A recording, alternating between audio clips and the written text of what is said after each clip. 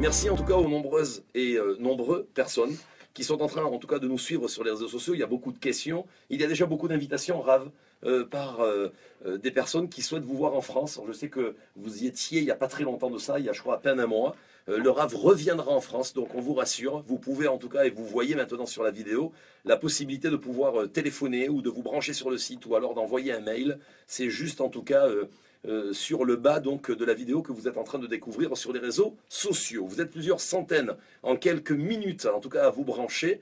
Continuez, c'est d'utilité publique, mais surtout en tout cas c'est pour répondre à un éventuel problème de santé. Alors, on m'indique en technique que nous avons actuellement Madame Odaïa Amor, qui nous a également suivis sur les réseaux sociaux, qui voudrait témoigner.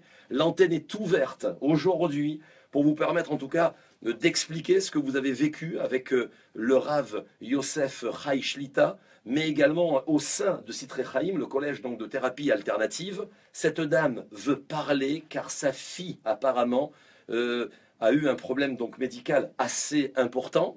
Pouvez-vous, en tout cas dans des peut-être termes de médecine, nous expliquer ce que réellement a eu votre fille? Comment ça, un os qui s'est complètement, on va dire, détruit. Vous le confirmez, madame? Allô? Je le confirme, oui, je le confirme, et vraiment, je suis très contente de pouvoir témoigner et de dire à quel point on a pu changer de situation et de réalité. Et en fait, ma fille a eu une clavicule cassée il y a 2 ans. Elle a subi une opération à Tel HOMM. Ils lui ont mis une plaque. Ils ont remis les os ensemble, ils ont mis une plaque. 2 ans plus tard, ce qui était prévu, c'était d'enlever la plaque. Et a priori, l'os s'était ressoudé. Donc, il y a quelques mois, elle subit une 2e opération pour enlever la plaque. Une semaine après, on se rend compte que la clavicule s'est recassée. En allant à l'hôpital, c'est ce qu'on nous dit.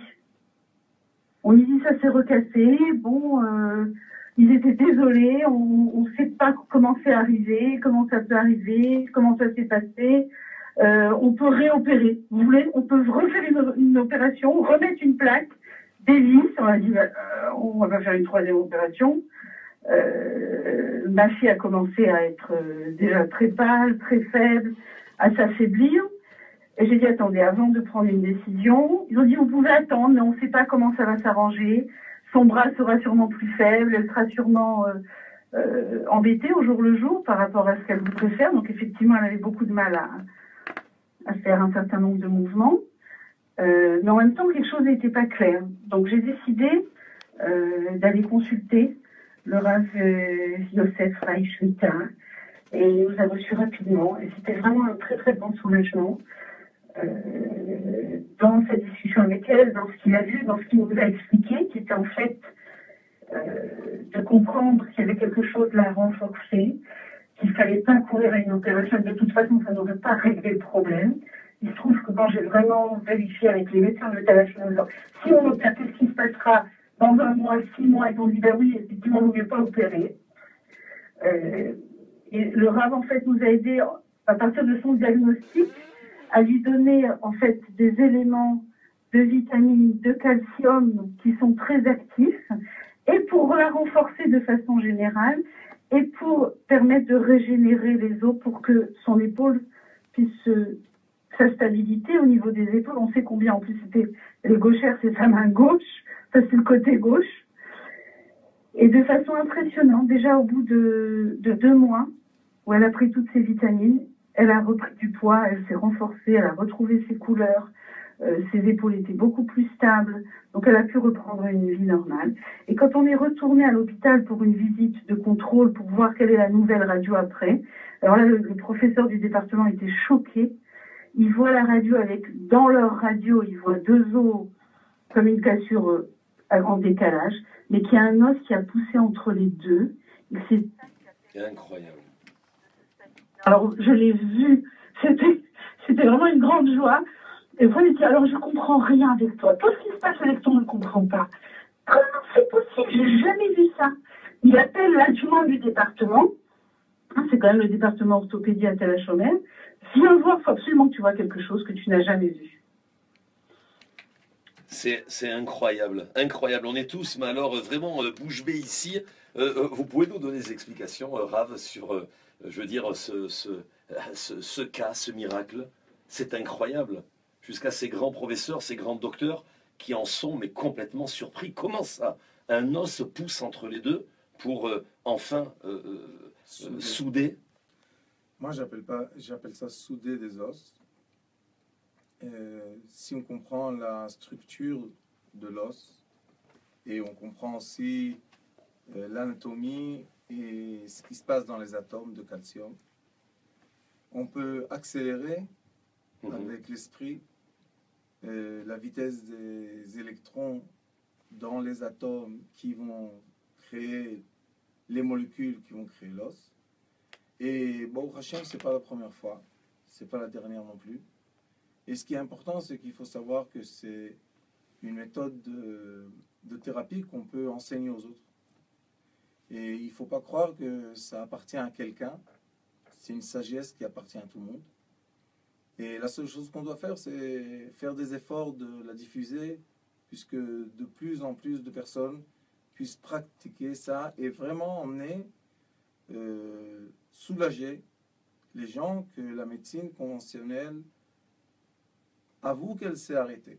Elle dit on est jusque là et on va pas plus loin. C'est ça. Et je pense que plus la technologie va avancer, plus la médecine va augmenter et les effets qu'elle sait faire. Mais aussi, il faut pas oublier que l'être humain n'est pas une machine. Et quand on sait accélérer les forces intérieures de l'être humain et on comprend que l'être humain c'est juste une voiture, un véhicule, qu'il y a une âme qui vit dans ce véhicule, nous on s'adresse à l'âme et au véhicule. Il y a fait. Je crois qu'il y a des réactions, mon cher Serge, avant de retrouver cette dame, Madame Amor Odaya. Il y a des réactions sur les réseaux sociaux. Il y a beaucoup de réactions. Oui. Bon, tout le monde aime le Rav.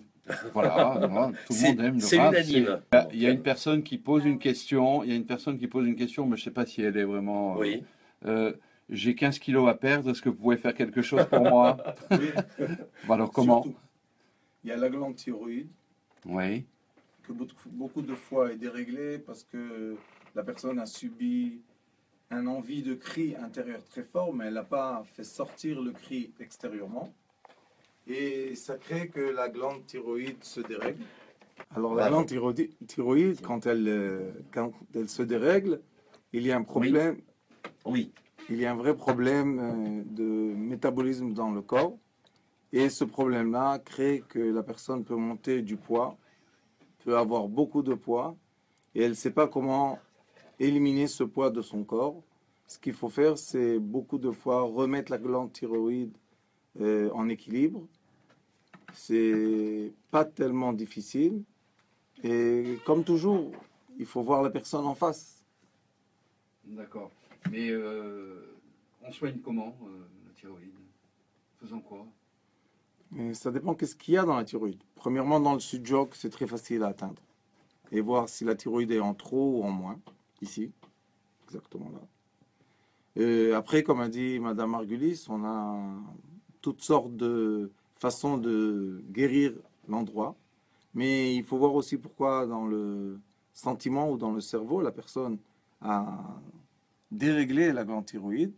La plupart des fois que moi j'ai connu, c'est quand une personne, son caractère est très fermé, elle veut crier très fort, elle a vu quelque chose qui lui a fait mal, ou elle a entendu une mauvaise nouvelle, ou bien une dame qui a accouché. Il y a beaucoup de paramètres. Et la personne voulait crier, mais elle n'a pas crié.